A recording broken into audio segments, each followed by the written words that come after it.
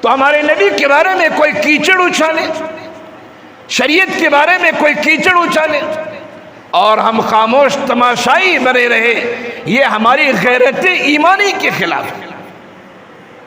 ہارون رشید بہت بڑے بادشاہ تھے۔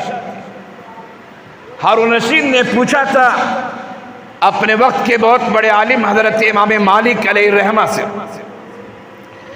کہ اگر اللہ کے رسول صلی اللہ علیہ وسلم کی شان میں گستاخی کی جائے تو ہمیں کیا کرنا چاہیے؟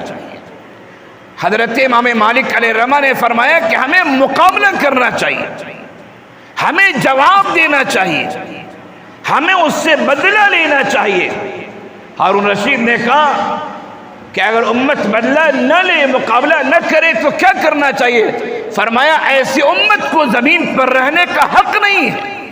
ایسے لوگ جو اپنے مومن ہونے کا دعویٰ کرتے ہیں، نبی کی شان میں گستاخی کی جائے اور وہ جواب نہ دے، بدلہ نہ لے، ایسی قوم کو، ایسی امت کو زمین پر رہنے کا حق نہیں ہے۔ اسے زمین کے اندر چلے جانا چاہیے، اسے مر جانا چاہیے، زندگی کا حق اسے نہیں ہے۔